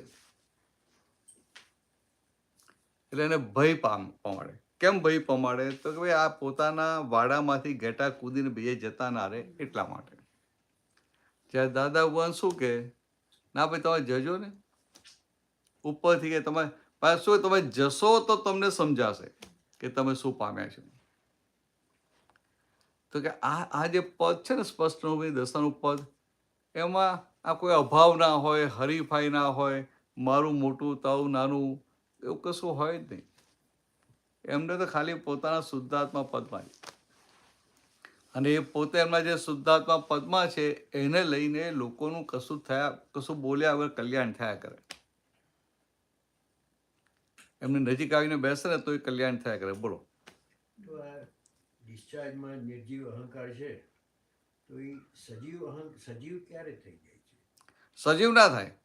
તો જીવતો અહંકાર જે કહે છે કે ભાઈ આ જે પછી ચાર્જિંગ થાય, જીવતો અહંકાર એટલે તો પેલો છે ને ગોથું ખવડાવે ને, જીવતો અહંકાર તો કોને કહેવાય? કે અંદર પેલું હોય કે હું જ છું એમ રોંગ બિલીફ સાથેનો, એને જીવતો અહંકાર કહેવાય. એ જીવતો અહંકાર મારી નાખ્યો ને એટલે હવે ઊભું ના થાય, એ પાછો ઊભો ના થાય. એ તો દાદા શું કહે, રેર કેસમાં કોઈ જાતે ખોદી નાખે તો ઊભું થાય. જાતે ખોદી નાખે તો કે આ જ્ઞાન મળ્યા પછી, અનુભવ થયા પછી જાતે ખોદી નાખે તો જતું રહે. બાકી આમ પેલી રીતે નહીં લેવાનું, પણ સમજવા માટે કે કોઈ વ્યક્તિ જ્ઞાન લઈને ગયો દાદા પાસે અને પાછો આવે નહીં, અને ઉદય કર્મ હોય કે એના વ્યવસ્થિત આવી ના શકે પાછો, અને પછી એવો દૂર જતો રહ્યો કે એને બધું વિસ્મૃત થઈ ગયું, તોય દાદા કે એને 2-3 અવતારે આ ક્રમ ભભૂકશે. આપણે વાત કરી કે ભાઈ ઓલો થાપ ખાઈ જાય, જ્યારે વ્યવહાર ઉકલતો થાપ ખાઈ જાય ને એ તો પેલો આવતો હોય એની વાત છે, સત્સંગમાં આવતો હોય, જાગ્રત હોય એની વાત છે. ને પેલો તો આવતો જ નથી, તોય કે આને 2-3 અવતાર અક્રમ ભભૂકશે એમ. આપણે આગળ વાત કરી કે ભાઈ જીવતો નિર્જીવ અહંકાર છે બધું, અને એટલે એ નિકાલી છે કે ડિસ્ચાર્જ અહંકાર કે વોટેવર. તો એ જ્યારે એ તમે કે ત્યારે તમે શબ્દ વાપરો, એ ક્યારે થાપ ખાઈ જાય કે ચૂકી જાય. એટલે આ ભરેલો માલ એવો આવે ને, ભરેલો માલનો ધક્કો એવો આવે, અને હજી એ બુદ્ધિનો ભાગ પડેલો છે. હજી આપણે બુદ્ધિના પક્ષમાં બેસી જઈએ છીએ. એટલે પ્રજ્ઞા સામે બુદ્ધિ જીતી જાય છે. તમને સાદો દાખલો આપું કે આ દાદાને 5 આજ્ઞા આપી, અને આપણને ખબર પડી કે ભાઈ આ સત્સંગ છે, એટલે કે આ સત્સંગમાં જઈએ એટલે શુદ્ધાત્માનો ચોપડો ભરાય, એટલે ખબર પડે કે આપણે જઈએ. પાછું કંઈક કામ આવી જાય ઘરમાં તો શું થાય કે ચાલો પહેલાં ફાઇલનો નિકાલ કરીએ, ત્યાં નહીં જઈએ તો ચાલશે એમ. દાદા જ કહ્યું ફાઇલનો સંભાવ નિકાલ કરવાનો, સમજે? તો કે આ અહીંયા શું થાય કે પેલી કામનું ઇમ્પોર્ટન્સ આવી જાય. કામનું ખરેખર તો એને પેલું હોય કે આ સત્સંગની વેલ્યુ શું છે ને આ મારું જે કામ છે એની વેલ્યુ શું છે એ સમજાય એટલે પછી સત્સંગમાં આવે. પણ આ તો એની અંદર આ વ્યવહાર માટે સહી થઈ જાય છે, સિગ્નેચર. હવે જો દાદાએ કેટલી સુંદર વાત કરી, 5 આજ્ઞા સમજાવે ને પછી 5મી આજ્ઞા સમજાવે ત્યાં કે આમ આ જ્યાં સત્સંગ ઉતાર આવી જવું આમ તમે કે, તો કે પછી દાખલો આપે કે તમે કે આ સત્સંગમાં આવવા નીકળ્યા છો, એટલે કે આ ખલચીકરનો ખાંચો, એટલે બરોડામાં આ મામાની પોની સામે ખલચીકરનો ખાંચો, ત્યાં આગળ બાઉભાઈના હોલમાં સત્સંગ થાય રેગ્યુલર, હજી થાય છે, હજી દર ગુરુવારે કરે. તો એ કે તમે બહાર ખાંચામાં હો એટલે ત્યાંથી પેલું જે હોલ એમનું ઘર છે ને ખાંચાથી આમ 100-150 ફૂટ દૂર એમ. એટલે તમે સત્સંગમાં આવવા નીકળ્યા, અને એકદમ કે પેલા ભાઈ ત્યાં મળી ગયા ખાંચા પર અને તમને જો ચાલો ચાલો કહું તમને શું ચાલો જલ્દી ભાઈ ઇમ્પોર્ટન્ટ કામ છે તમને સાથે લઈ જવા પડશે એ તમે કહો કે મને 2 જ મિનિટ આપો હું દાના દર્શન કરીને આવું તો કે ના 2 મિનિટે તો ચાલો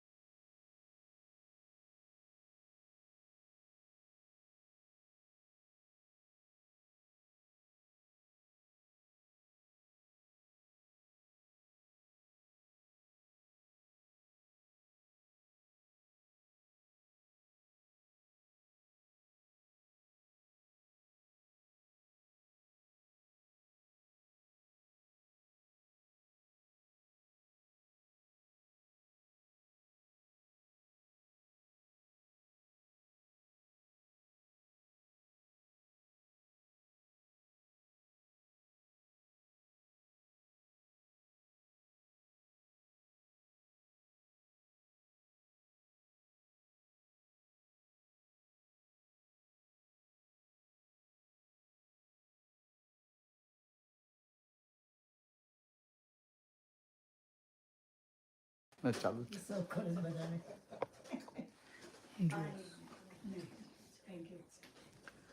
હા ઓડિયોનું ચેક કરે છે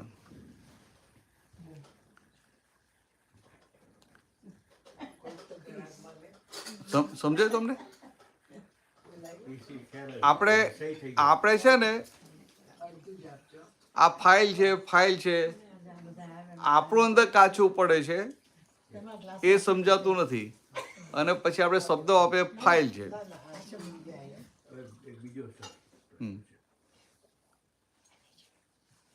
હા બોલો કે થઈ ગયું બરાબર કીધું હા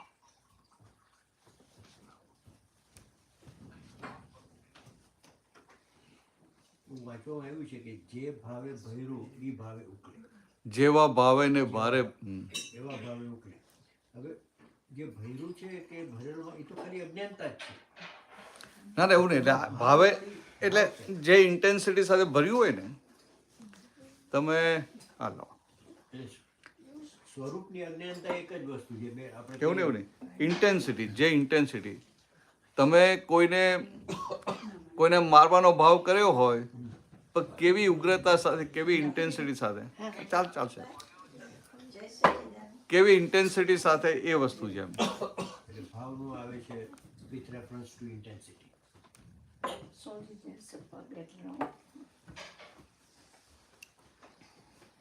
આપણે કોઈની સાથે પ્રોબ્લેમ થાય ને તો આપણે એટલે આપણે નહીં બાદ જગતની વાત કે કોઈને એને પછી બદલો લેવાનો વિચાર આવે પણ એને શું કોઈકને એવો વિચાર કેવો હોય થઈ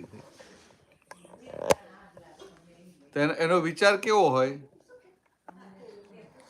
કે પછી 2 દિવસમાં ભૂલી જાય અને બીજો મહિનો થાય કે વર્ષ થાય તો એ ભૂલે નહીં એટલે જેવા ભાવે અને ભારે ભરેલું ઇન્ટેન્સિટી એની જે ઉગ્રતા છે ને એટલે પછી એવી રીતે ખાલી થાય ને માલ પછી આ દ્રવ્ય ક્ષેત્ર કાળ ભાવ જે કહે છે ત્યારે એ જ્યારે એ આખું જુદી વાત છે. એ શું છે કે કોઈ પણ કાર્ય ક્યારે થાય તો કે આ બધા સંજોગો ભેગા થાય ત્યારે. દ્રવ્ય, ક્ષેત્ર, કાળ, ભાવ બધું ભેગું થાય ત્યારે. આ ઇન્ડિયામાં હો અને તમારે હેર કટિંગ માટે જવું હોય તો તમે જાઓ એની દુકાન પર જવા માટે, બાર્બરની દુકાન પર જવા માટે, અને રસ્તામાં રોડ બંધ હોય તો તમે ત્યાં પહોંચી જઈ ના શકો. તો શું થયું તો કે આ ક્ષેત્ર ભેગું ના થયું. સમજે? પછી બીજી વાર ગયા તો એ દુકાને તો પહોંચી ગયા પણ પેલો બાર્બર આવ્યો જ નથી, હજામાં આવ્યો જ નથી. તો શું થયું? ના, દ્રવ્ય ભેગું ના થયું. દુકાન ક્ષેત્ર ભેગું થયું, દ્રવ્ય એટલે કે બાર્બર ભેગું ના થયું, દ્રવ્ય ભેગું ના થયું. પછી ફરી તમે ગયા તો કે તમે ગયા સવારે 6 વાગે, દુકાન બંધ હતી. તો કે આ સમય કાળ ભેગો ના થયો. પછી ફરી ગયા તો આ બધા જ ભેગા થાય. આ કાળનો બીજો દાખલો આપું. બાર્બરે ભેગો થાય, દુકાને ભેગી થાય, પણ ગીર્દી બહુ હોય તો પાછા આવો. તો શું થયું? તો કાર ભેગો ના થયો. તો કે આ દ્રવ્ય, ક્ષેત્ર, કાળ ને ભાવ. ભાવ તો તમારે હજામત કરવાનું છે જ, પણ આ બધા સંજોગ ભેગા થવા જોઈએ ને. એટલે વ્યવસ્થિત એટલે શું કે આ બધા સંજોગો ભેગા થાય અને એક કાર્ય થાય. એટલે શું કહે છે કે for any event to happen all the ઇવેન્ટમાં જે ગયા ભાવનો જે ભાવ છે, જે ઈ ભાવથી એટલે કેવા ભાવથી તો કેવા એટલે અત્યારે એ વખતે આપણું રિએક્શન શું આવે છે? ઇઝ ધેટ ધ ભાવ? એવું નહીં. જો આ તમને હજામત કરવાનો ભાવ થયો ને, એ છે તો પાછલો ભાવ જ ને. બરોબર. એટલે મહાત્મા માટે બધું પાછલું જ છે, તમે બહુ ચિંતા નહીં કરવાની. પણ આ સમજવા માટે કે for any event to happen, કોઈ પણ વસ્તુ થવા માટે એને બધા all the positive circumstances when they get together, then and only then any event can happen. આપણે વાત થઈ કે ભાઈ જેવા ભાવે એટલે જેવી ઇન્ટેન્સિટીથી ઉકળે. હા અત્યારે આ જે ઉકળ્યું હા, તેવું જ છે ને. એમાં ઇન્ટેન્સિટી ક્યાં? ઇન્ટેન્સિટી ખબર પડે ને. એટલે આપણને જે અંદર પછી થાય હા, આ એ તીવ્રતા ખબર ના પડે. કોઈ મળે ને તમને આમ આનંદ થઈ જાય ને, કોઈ મળે હા ચલો હલો કેમ છો સારું બરાબર છે સમજે. તો આ શું થયું તો કે એની સાથે ઇન્ટેન્સિટી જુદી છે. તમને તમારા 2 ધંધા ચાલતા હોય તો એક ધંધા પર જાઓ તો આનંદ થઈ જાય, બીજા ધંધા પર જાઓ તો એટલી મજા ના આવે. જે ભાવમાં રાગ કે દ્વેષ ઇઝ નોટ ધેર. એ તો પછી અજ્ઞાનતા હોય તો રાગદ્વેષ આવે, અને આ નિકાલી ભાગમાં આવે. અત્યારે નિકાલી ભાગમાં આવે, પણ નિકાલીને જાણવું તો પડે ને. એટલે દ્વેષ ભાવે જે ભર્યું હશે એ નિકાલી વખતે દ્વેષ ભાવ થશે આવે અને એમાં જાગૃતિ રહેશે તો એટલે દાદા ભગવાન શું કહે છે કે અજ્ઞાનતાથી ભર્યું, અજ્ઞાનતાથી આ બધો કચરો ભર્યો. હવે આ અવતારમાં એ કચરો રૂપકમાં આવશે કે નહીં આવે? ખાલી થાય કે ના થાય? તો કે જ્યારે ખાલી થાય ને ત્યારે આ જ્ઞાન દ્રષ્ટિ વપરાય તો કે અજ્ઞાનતાથી ભરેલું જ્ઞાને કહીને ફિલ્ટર થાય ત્યારે ચોખ્ખું થાય. અથવા જ્ઞાને કહીને એટલે શું કહેવા માંગે છે કે આ સંજોગો સામે આવે, કોઈએ તમારું અપમાન કર્યું તો કે છે તો પાછલા જ્ઞાનતાનો સંજોગ, એ સંજોગ આવ્યો તો કે હવે જ્ઞાને કહીને કેવું ચોખ્ખું થાય તો કે હવે તમને દેખાય કે આ શુદ્ધાત્મા વ્યવસ્થિત, એને નિર્દોષ જુઓ, તો કે આ જ્ઞાતા દશા રહ્યા એટલે એ ભાગ એટલો ચોખ્ખો થયો. તો કે શું થયું? જ્ઞાને કહીને કાર્યું. એટલે આ આવી સિમ્પલ વસ્તુ છે. મારા સવાલ પતી ગયા, બીજા કોઈને ક્વેશ્ચન નથી. અમારે હા સત્સંગમાં અંકિતાબેન અહીં આવ્યા છે, હા તો એમ કહે છે કે આ તો તમે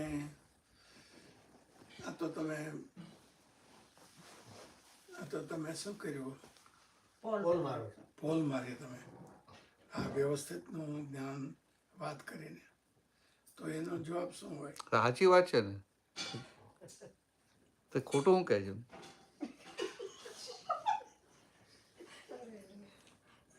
આમાં એવું છે કે આપણે આપણા રક્ષણ માટે કહીએ કે આ વ્યવસ્થિત છે, એવું નહીં. વ્યવસ્થિત વસ્તુ કેવી છે કે આમ જગતના લોકો કેવું કે ભાઈ જો હોને વાલા હે હોગા, તો કે આપણે વ્યવસ્થિત એવી રીતે નથી લેતા. બીજું, દાદા ભગવાને શું જાગૃતિ આપી કે આપણે ડ્રાઇવિંગ કરતા હોઈએ, તમે ગાડી ચલાવીને એમને લઈને આવ્યા બરાબર છે, પણ તમે ગાડી ચલાવો તો તમને વ્યવસ્થિત જ્ઞાન તો છે જ ને.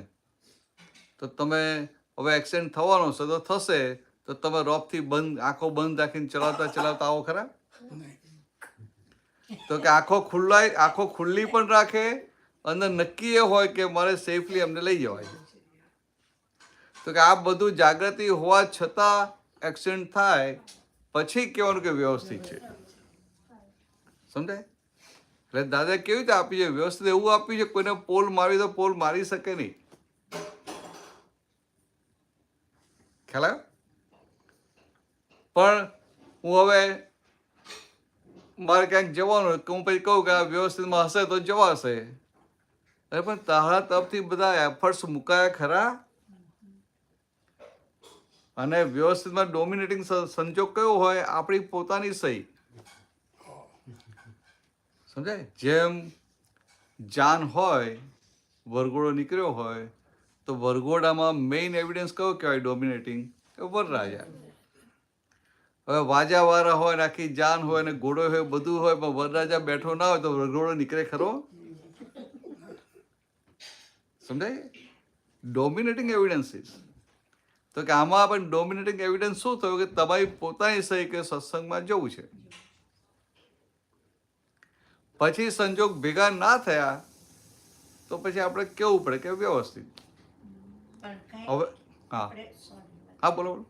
કાંઈ આપણે એવું કહીએ કે પેલું નીકળી ગયો કાંઈ એવી રીતે માલ આપણો, હા અને પછી આપણે એમ કહીએ કે આ તો પારુલનો માલ હતો, હું તો શુદ્ધાત્મા છું, તો ઈ પોલ મારી કહેવાય ને? પોલ જ મારી કહેવાય. હા. આમાં કેવું છે, આપણો ભરેલો માલ એવો ચોખ્ખો છે નહીં ને, એટલા માટે પહેલાં આપણે શુદ્ધાત્મા આ પારુલબેનને જોઈએ, એનો આ ભરેલો માલ નીકળે જોઈએ. સાથે પ્રજ્ઞા પણ છે, એટલે પ્રજ્ઞા આપણને પાછું એ કરી આપે ને, ભેદ કરી આપે ને કે આ તમારો જે માલ નીકળ્યો એ માલ આ મોક્ષ માર્ગમાં આવો માલ હોવો ઘટે? તમારું મોક્ષે જવું છે ને, તો કે આવો માલ હોય તો મોક્ષે જવાય? વાત તો કરવી પડે ને ફાઇલ નંબર 1 જોડે. એટલે પછી કે ના આ તો કે બીજાને દુઃખ થાય છે, તો કઈ નહીં, ચાલો તમે પ્રતિક્રમણ કરી લો. એટલે આ જાગૃતિ સાથે છે. તો પછી જે આ માલ જે નીકળતો હોય છે, જે એકવાર કર્યું અને આ સમજાણું છે, અને છતાંય પાછો બીજી વાર માલ નીકળે, તો ત્યારે આપણે એમ જ કહીએ કે ના આ તો પારુલનો માલ છે, તો એને એ કઈ રીતે solve એટલે હું એ જ કરાય? કહું છું કે વારંવાર નીકળતો હોય તો આપણે પાવરનો માલ છે એવું કહી દેવું એટલું ના ચાલે. સાથે આપણી જાગૃતિ હોય છે ને, હું ખાલી બોલી નાખું એટલું ના ચાલે. જાગૃત હોય ને એને એ છૂટો પડે, દેખાય. પછી આ પાવરબેન જો ફાઇલ નંબર 1 જો વાત કરે, ફાઇલ નંબર 1 ને પણ સમજાય કે ઓ આ તો મારી ભૂલ છે, આવું ના હોવું ઘટે. આવું સમજાય ને ત્યાર પછી એનાથી માફી મગાય. હવે એવું અમારા એક ભાઈને થાતું થાય છે, એને આ બધું સમજાય છે કે આ પોલ મારી છે, આ ન હોવું ઘટે, આ તે, છતાં પણ એ કાર્ય કર્યા જ કરે છે, અને એનો એને પેલું છે એક અંદર ખેદ છે, ખેદ છે. બરાબર છે. એટલે તો હવે એ સંજોગમાં એ શું કરે? એટલે શું છે કે આ ખેદ હોય ને, તો દાદા વન કેવું કહેતા હતા કે અમે આ હુક્કો પીએ ને તો કે આ ભરેલો માલ છે ને, પણ છતાંય શું કે અમારી ખુલ્લી વીકનેસ છે, ખુલ્લી નબળાઈ છે. પછી તો કે ભલે આમ પોતે જ્ઞાની છે, પોતે પોતાના શુદ્ધાત્માની ખુરશી પરથી ઉતરતા નથી. આ ફાઇલ નંબર 1 નો ડિસ્ચાર્જનો ભાગ છે. તો છતાંય કે અમારી જાગૃતિ કેવી હોય, અમારી જાગૃતિ કેવી હોય કે દર વખત અમને અંદર રહે કે આ હુકો ન પીવાય, ન પીવડાવાય, કે કોઈ પીતો હોય ને અનુમોદના પણ ના કરાય. હવે આ બધો ભાગ અંદર હોવો જોઈએ ને, એટલે આ બધો ભાગ હોય તો એને એ છૂટતો જાય, એ ભરેલો માલ ખાલી થતો જાય. હવે જો ને દાદા ભગવાનને કેટલા 55 વર્ષ સુધી હુકો સાથે રોગ ના રહ્યો.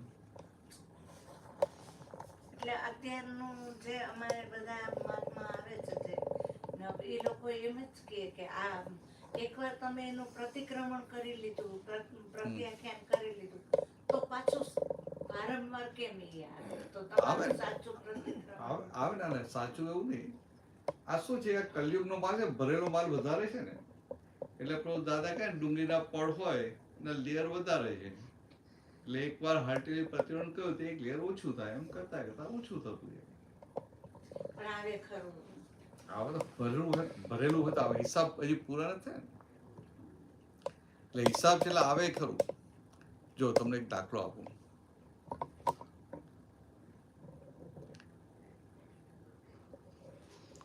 અમે નાઇજીરિયા સત્સંગ માટે જઈએ ને, તો પહેલી વાર ગયા તો બધા સિંધી ને પંજાબી ને રાજસ્થાની, સાઉથ ઇન્ડિયન એવા બધા, આપણું ગુજરાતી એક જ ફેમિલી હતું.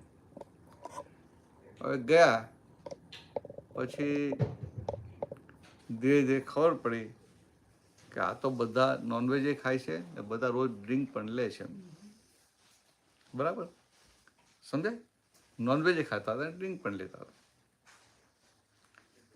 હવે આવું હોય એટલે બીજાને તો શું થાય, સેટબેક આગ ના આવે કે અહીંયા આપણે શું સત્સંગ કરવાનું, અહીંયા શું સત્સંગ થાય કે ના થાય.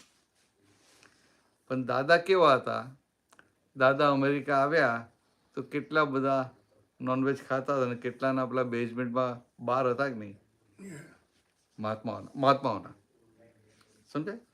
પણ દાદાએ ક્યારેય એક શબ્દ બોલ્યા છે? સમજાય? પણ શું કહ્યું દાદાએ? એમને જાગૃત કરી દીધા. એટલે જાગૃત કરી દીધા એટલે એને અંદરથી છૂટી ગયું. અંદરથી છૂટી ગયું એટલે પછી બહાર છૂટવાનો સંજોગ એને 2, 4, 5 વર્ષે આવી ગયો ને.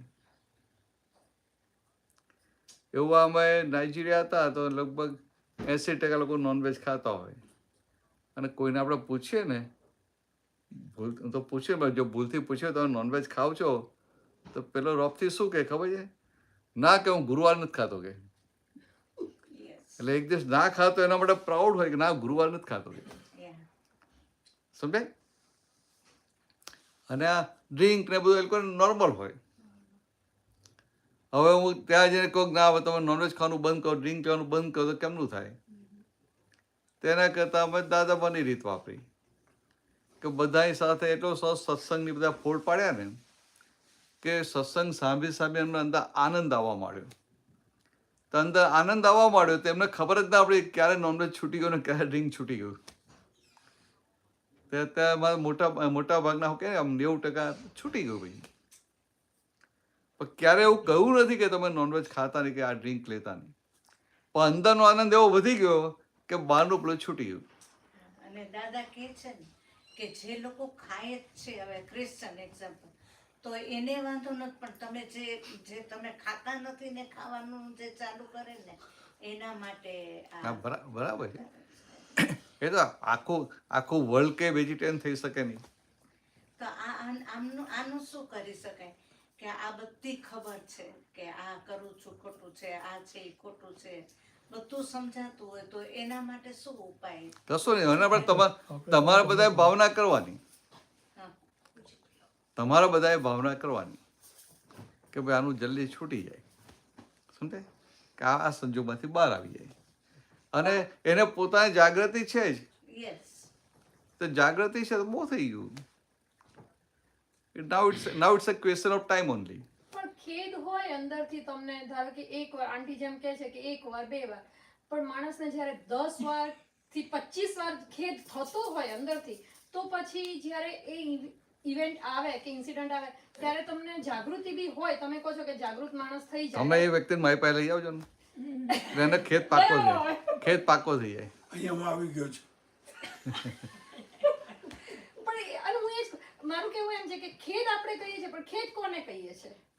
ચલો, ખેત એટલે અંદર ખટકો રહે, હા. એ પેલું થતું હોય ખરું, ઓકે. એક્શનમાં આવતું હોય તો એ પોતે એની સાથે એગ્રી ના હોય.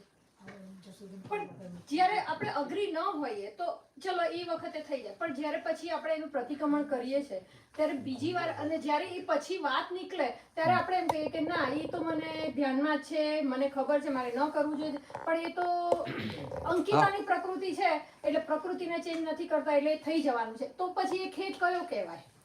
ખેદ કોને કહેવાય? ખેદ એટલે પહેલામાં પહેલું તો આ જે બન્યું ને તેને સમજાય કે આ વ્યવહારથી યોગ્ય નથી, આ મારે મોક્ષ માર્ગમાં આગળ વધવું છે, એમાં હેલ્પિંગ નથી. એટલે પહેલાં તો એને પોતાની ભૂલ રિયલાઇઝ થાય. ભૂલ રિયલાઇઝ થયા પછી એને ખેદ થાય, પહેલાં ના થાય. સમજે? તમે કહો કે આ ભૂલ કે તો ખેદ ના થાય, અને ભૂલ રિયલાઇઝ થાય પછી ખેદ થાય, પણ અને ખેદ થયા પછી માફી માંગવાની વાત આવે છે. પણ સાથે તો એ કે પણ મને આનંદ આવે છે, આ કરું તો મને ગમે છે એટલે એટલું એનું કાચું પડ્યું ને. ક્યાં જાવ? હા, એટલું કાચું પડ્યું, એટલું કાચું પડ્યું. કાચો. હું આમ કરું છું, મને આનંદ થાય એવું થયું ને, એટલે શું થાય કે એક બાજુ ખેદ પણ રહે છે અને એક બાજુ પાછું પુલ મારે છે. આ દાનથી એને ખેદ રહે છે, પણ વ્યવહારમાં એને ઠંડક લાગે, ગારોતા લાગે. હા, બોલો શું એક કહ્યું? વસ્તુ એડ કરી છે મારા પોતા અનુભવની, મને તો લોકોની બહુ ખબર નથી, પણ મારા અનુભવથી હું કહું કે આપણે થોડા નાના હતા ત્યારે આપણે બહાર ફ્રેન્ડ્સ લોકો જોડે જઈએ, બારમાં તો બિયર પીવાની મજા આવતી, બરાબર. મમ્મી એને ઘરે ખખડા દારૂ પીને ન લાય એટલે આપણે એક્ટિંગ કરવું, મમ્મી સોરી સોરી, ફરી પાછા અઠવાડિયા રહીને એક દોસ્તો જોડે જઈને દારૂ પી, ફરી પાછા ઘરે આવીને સોરી મમ્મી, એટલે આ કેવું છે કે જે ગામમાં જઈએ એ ગામની ભાષા બોલવાની એટલે બરાબર છે, એટલે મેં શબ્દ શું પણ હાર્ટીલી. એને ખેદ ન કહેવાય ને. ખેદ નહીં, ખેદ એને ખેદ પણ કહેવાય છે. એક્ટિંગ કહેવાય, એને તો એક્ટિંગ જ કહેવાય ને, એને એક્ટિંગ કહેવાય કે આ લોકોને આ વાત ગમે તો એની આગળ એ એક્ટિંગ કરવાની, આ લોકોને આ વાત ગમે તો that's how we operate non. That's my observation. એટલે પછી એમાં છૂટે નહીં. હા, છૂટું. હવે જો તમને છૂટું હોય તો છૂટી જાય ને. બીજો એક દાખલો આપો, એક દાખલો આપણે 12માં જવાનું જ બંધ કરી તમને દીધું, દાદા ભવનનો એક દાખલો આપો. હમ. દાદા ભવન બોમ્બેમાં હતા ને સત્સંગમાં એક પટેલ ફેમિલી આવતું હતું, વૈષ્ણવ, હમ. અને આમ ચુસ્ત વૈષ્ણવ, એટલે ઘરમાં શું પેલું કાંદા લસણ ના ખાય એવું એવા. હા. એટલે પેલું ભગવાનને રોજ તો નવડાવે ધોવડાવે ભોગ ધરાવે બધું કરે ને, મલજાદી વૈષ્ણવ. Yeah. અને પૈસાવાળું ફેમિલી. હવે એમના ઘરમાં એક છોકરો, એને આ પીવાની ટેવ પડી ગઈ, બરાબર. હવે પાછો મોટી ઉંમરનો, મોટી ઉંમર એટલે આમ 23-24 હશે, તો શું થાય, એ પીને આવે, પછી ઘરના બધાને ફરી વળે, એટલે પછી નક્કી કે નથી પીવું એમ. પાછું ચાલુ થઈ જાય. એટલે પછી એના બાપાએ દાદાને વાત કરી, દાદા આવું થાય છે કે અમને કોઈને ગમતું નથી, અને અમારા ઘરમાં તો અમે કાંદા લસણ નથી ખાતા, અને દારૂ પીએ એટલે કેટલું થાય એમ. અને પાછું કે અમે જ્યારે એ જેમ પીને આવ્યો હોય ને પછી આમ એકાદ પછી સમજાવીએ ને તો પાછો સમજાય ખરો, પણ પાછો પીને આવી જાય. એટલે પછી કે દાદા હવે પછી અમે લોકો એવું કર્યું કે ઘરના બધાએ એને જ્યાં ભેગા થઈને બરાબર ફાયરિંગ આપ્યું, એને અલ્ટિમેટમ આપ્યું કે ભાઈ જો હવે તું પીવાનું બંધ નહીં કરે તો આ ઘરના દરવાજા તારા માટે બંધ છે. તો પેલા એ શું કીધું કે આ ઘર મારું છે, તમારે રહેવું તો નહીં તો તમે જતા રહો બહાર. એટલે શું થયું હવે, એટલે ગભરાયા, એટલે દાદા પાસે આવ્યા. સમજાય? ઉપાય રહ્યો નહીં. ઉપાય રહ્યો નહીં. હા, કોઈ ઉપાય ના રહ્યો એટલે દાદા પાસે આવ્યા. દાદાને બધી વાત કરી કે આવું દાદા મોડી રાતે આવે છે, ઘણી વાર તો કે રાતના 11:30 12 આવે, અને ઘણી વાર તો એટલું બધું પીને આવ્યો હોય કે એને પોતાને ચાલી શકતો ના હોય. એટલે દાદા એક શું વાત બે ત્રણ વાતો કરી. એક તો કીધું કે આ પીને આવે છે રાતે તો કે એની મમ્મી જાગતી હોય છે, તો ના એની મમ્મી તો મોડું થાય સૂઈ જાય છે કે સૌથી વધારે દુઃખ કોને થાય છે, તો કે મને થાય છે કે આ ભોગવે તેની ભૂલ. સમજે? તો કે આ પાછલા અવતારમાં કે પાછલા અવતારમાં તમે આ છોકરાને આ પીવા માટે અનુમોદના કરેલી એટલે આ પીને આવે છે તો અત્યારે સૌથી વધુ દુઃખ તમને થાય છે. સમજે? આ એક ઘરના બીજા બધા મેમ્બરને દુઃખ તો થતું હોય કે એમણે ડિરેક્ટલી ઇનડિરેક્ટલી અનુમોદના કરી છે, પણ સૌથી વધારે કોને થાય છે કે તમને થાય છે. તમે દાદા કે બધી વાત સાહેબ હવે કરવું શું અમારે કે આમાં તો કે લગ્નનું ગોઠવો કે આ પીએ છે તો છોકરી કોણ આપે કે એ જમાનામાં તો એવું હતું ને. એ જમાના ગુજરાતમાં કોઈ પીતું હોય તો એવું થાય કે આ પીએ છે. પછી ત્યાંથી જે બહાર નીકળ્યા તો ઘરમાં બધા રિસ્ટ્રિક્શન, બહાર જેવા આવ્યા લંડન આવ્યા કંઈ આ બાજુ આવ્યા એટલે રિસ્ટ્રિક્શન ઉડી ગયા એટલે એકદમ બેફામ પણ થઈ ગયા. સમજાય? પીવા કરવામાં બેફામ થઈ ગયા. તો દાદા પછી શું કર્યું? દાદાએ કહ્યું જો હવે એક કામ કરો, ઘરના બધાને કહી દો કે એને આપણે હવે એક શબ્દ કહેવો નથી. એના ભાઈઓ હોય, બેન હોય કે એની મમ્મી હોય કે કાકા મામા કે બીજા બધા હોય ને કે એને એક શબ્દ કહેવો નથી. અને રાતના એ 11 વાગે 12 વાગે 12:30 જ્યારે આવે તમારે દરવાજો ખોલવાનો, એને પ્રેમથી અંદર લઈ જવાનો અને પ્રેમથી પૂછી લો બેટા તારે જમવું છે? અને જમવું હોય તમારે જમાડી દેવાનું, અને ના જમવું તને એના રૂમમાં લઈ જઈ અને સુવાડી દેવાનું, એને ઓઢાડી દેવાનું. પછી બીજે દિવસે સવારે ઉઠે અને તૈયાર થાય બધું નોર્મલ થાય બધું, ત્યારે કાલે તું પીને આવેલો, કાલે તે આમ ધમાલ કરી, કાલે તે આમ કરેલું, એ વાત જ નહીં કરવાની, જાણે કશું બન્યું જ નથી. As if nothing has happen. એટલે આ શું થાય કે તમારે અંદરથી અભિપ્રાય તોડવો પડે પહેલાં ઘરવાળાએ કે આ બહુ પીને આવે છે, બહુ પીને આવે છે. અભિપ્રાય ને અભિપ્રાય તોડવા પડે કે તમારા અભિપ્રાયને લઈને એનું રાગે પડતું નથી.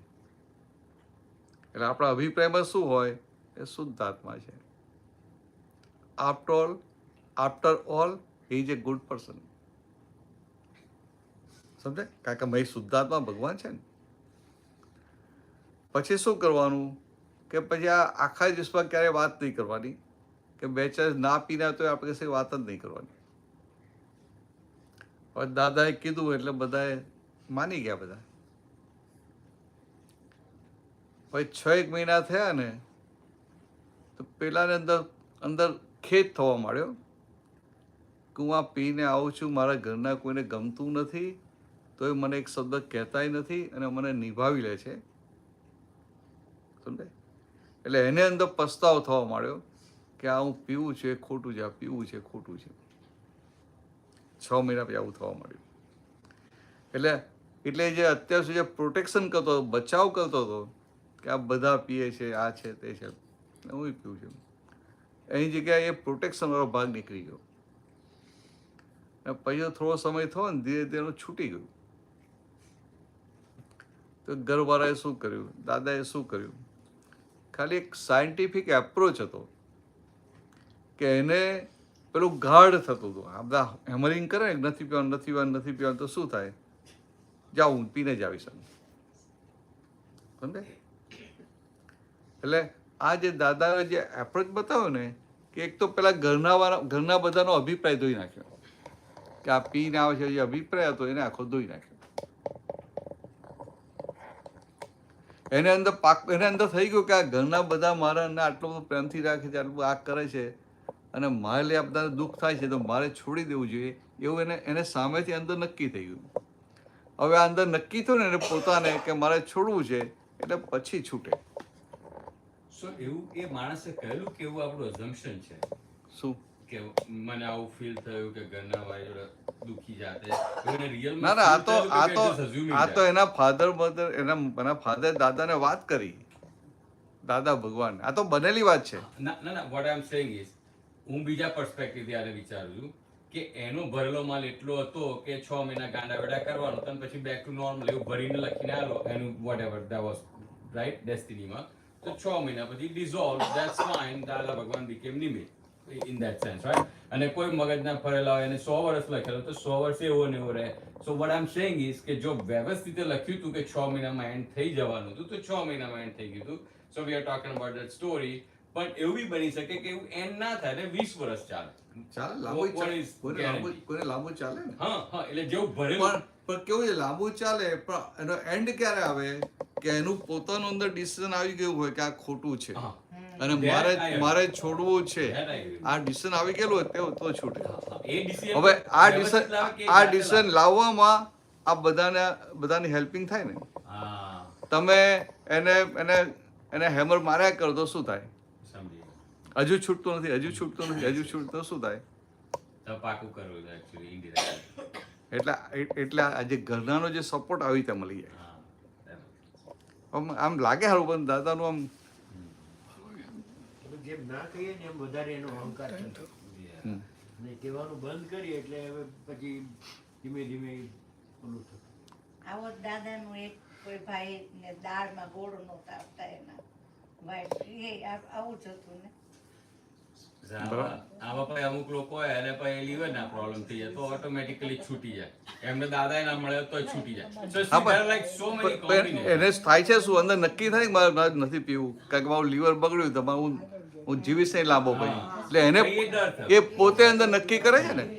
રિયલાઇઝ એટલે આ સિદ્ધાંત જો ઇન પ્રિન્સિપલ ના એ બરાબર, પણ લીવર બગડ્યું એ પછી ફિયર થી એને લીધું, જ્ઞાન થી ડિસિઝન નથી લીધું. આપણને ડિસિઝન લીધું ને, ભલે ફિયર થી, એટલે પાછો હારો થઈ જાય ને પછી તો વખત પછી પાછું ચાલુ થાય. પણ આ જે આમ સમજણ કે ડિસિઝન હોય ને કાયમ નથી. ફાયદો થાય. મારો પણ આવો જ ઇસ્યુઝ છે. બધાને હેલ્પફુલ થવું, કોઈ પણ વ્યક્તિ આવી ઓબ્લાઇઝિંગ નેચર, Obliging. બરાબર છે.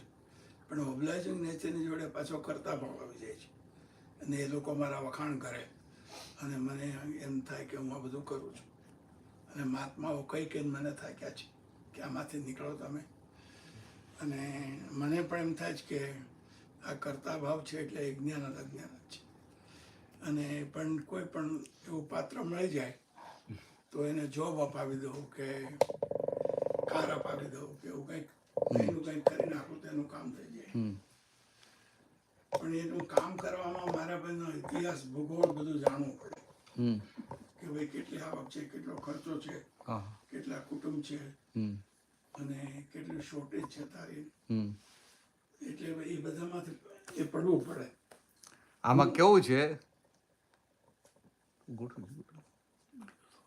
કેવું છે, કે ઓબ્લાઇઝિંગ નેચર હેલ્પફુલ છે, સમજાય? ઓબ્લાઇઝિંગ નેચર હેલ્પફુલ છે, પણ વણિક પ્રકૃતિ અને પટેલ પ્રકૃતિમાં ફરક શું પડે કે વાણીઓ 100 રૂપિયાનું હેલ્પ કરે ને તો 1000 રૂપિયા જેવું લાગે, અને પટેલીઓ હોય તો 1000 આપી દે ને તો એને પેલું એ ના હોય. એટલે કારણ કે લોભ પ્રકૃતિ નથી ને. એ પાછું હવે માર્કેટિંગ ચાલુ હોય બધા મહાત્માને કહેવાનું કે મેં આને હેલ્પ કરી ને આને હેલ્પ કરી. એટલે એમાં એ જો એ તો બહુ ખોટું પાછું. તમે આ કોઈને કહો ને મેં આને હેલ્પ કરી, પછી વાય પેલાને ખબર પડે કે આ મારા માટે આવું કહે છે, તો તમે એક તો એને હેલ્પ કરો ને તો પેલાને તમારા માટે અભાવ થાય. યસ. સમજે? તમે હેલ્પ કરો, હાર્ટીલી હેલ્પ કરો તો એ પેલાને તમારા માટે અભાવ થાય. એટલે આ કેવું છે કે તમારે વાત કરી લઈએ, ટોપિક નીકળે વાત કરી લઈએ, કારણ કે પેલા 12 વાગે ને પાછું પેલું બીજું સત્સંગ આપણે છે ને પાછું સાંજે જ્ઞાનવિધિ પણ છે, એટલે 2 જણના માટે જ. કોઈ ફ્રી હોય આવવું હોય તો બેસજો, આમ તમારે ખાલી રિફ્રેશર કોર્સ, ફરી બેસવાનું ના હોય. તો આપણે એટલી વાત કરી લઈએ.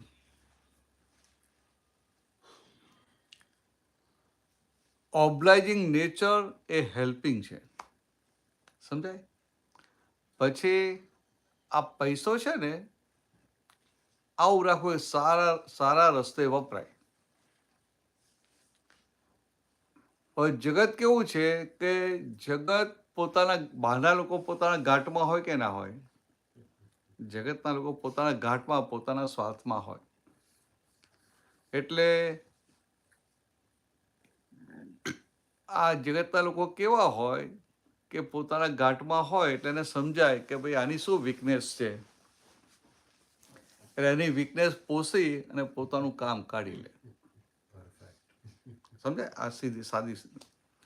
એટલે કોઈ અહંકારી હોય કે માની હોય ને એટલું બધું માન કે રિસ્પેક્ટ આપે ને તો પ્લાન થાય લાવો આના માટે શું કરવું, આ સમજવા માટે.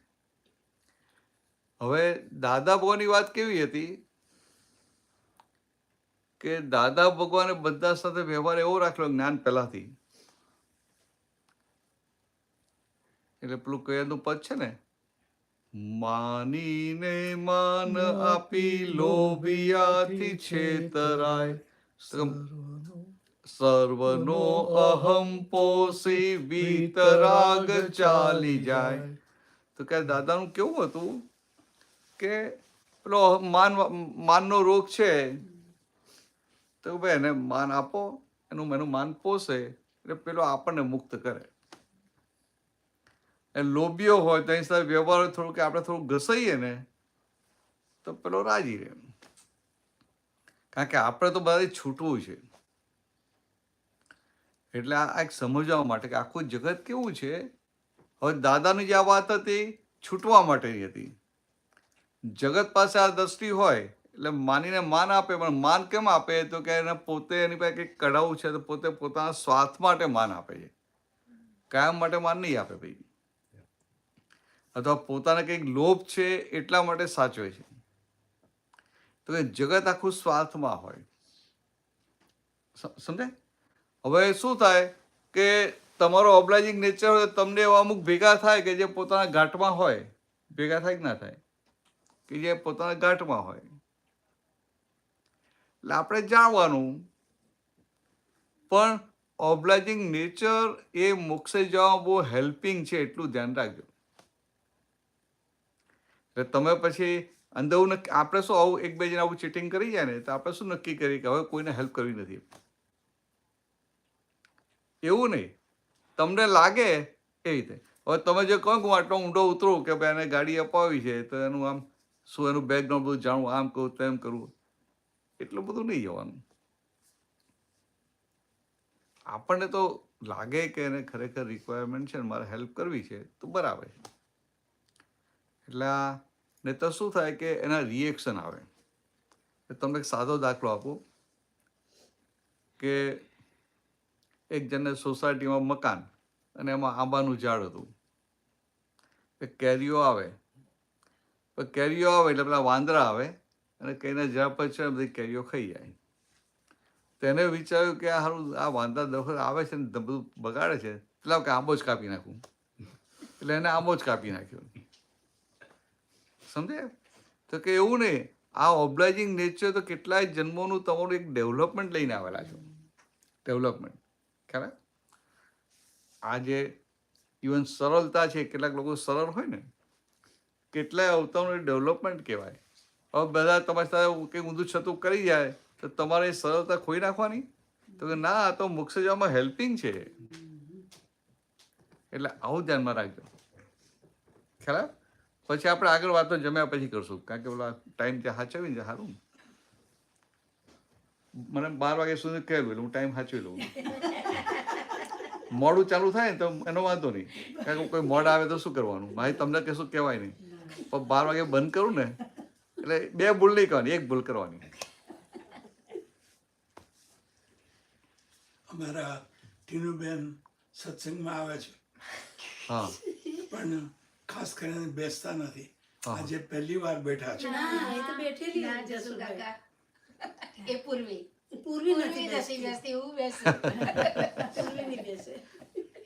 એટલે એને જે સવાલ પૂછવા એ બધો હક છે તારો. હા, બધા પૂછો. ભરતને આ બધાના નામ ખબર છે ને તમને? ના, આ જસુભાઈ નું ખબર છે કે ગઈ વખતે મળ્યા હતા ને. હા, જસુભાઈ છે. અને આ વડીલ એટલે એમનું યાદ છે, નિકિતા, અંકિતા. તો શું થાય આ અંકિતા બેન શું થાય એમને? ભાણેજ બહુ. હા, કઈ તમે લઈને આવે એટલે કામ છે. આ સુભદ્રાબેન છે, પછી આ ઇન્દિરાબેન, ઇન્દિરા. અજયભાઈ, હા પછી સુરેશ ને તો ઓળખો છો. નિલેશભાઈને ઓળખો છો તમે, right? હા હા પછી આ જીનું આ પહેલી વાર આવી છે સત્સંગમાં. હા એ પહેલી હા બરાબર. અહીંયા નથી આવી તું કોઈ દિવસ? ના, એ આગળ ત્યાં લાસ્ટ ટાઈમ આ લોકો આવેલા ને પહેલા ત્યારે આવેલી હતી. મને યાદ નથી. આમ એટલે પછી બાજુમાં પારુલબેન છે, આમની 5-2 છે પારુલબેન. પછી પેલા નીતાબેન, એમના હસબન્ડ પેલા વ્હાઈટ વેર છે ને, હા હા એ ધીરુભાઈ. ધીરુભાઈ. અને પછી પેલા મધુબેન, Yes. અને પેલા કાંતાબેન ને આ કાંતિબેન. અમને તો અમને મળે. બસ બીજા કોઈ તો નથી ઓળખાણ, બધાને ઓળખાણ આપી દીધી. આ તો શું વર્ષાનું ભૂલી જાવ ને પાછું. આમ ભૂલી ગયું. આ મને મૂકવા આવ્યા હતા ને પેલા હાફે ત્યાં મારા, એટલે મને બરાબર યાદ રહી ગયા. પણ આમને નથી મળ્યા આપણે. હા મિનેસાન જે ના પહેલા આવ્યા હતા. બા જોડે આવેલા. છે ને? આવી ગયો હું- આપણે બધા જ. YouTube પર જોયેલા. હું ના ના હું અમે હા બધા બરાબર જ. હું ત્રીજી વાર આવ્યો ને યાર બંધ કરી દેવા. બાની જોડે આવેલા ત્યારે એ આવેલા નતા ત્યારે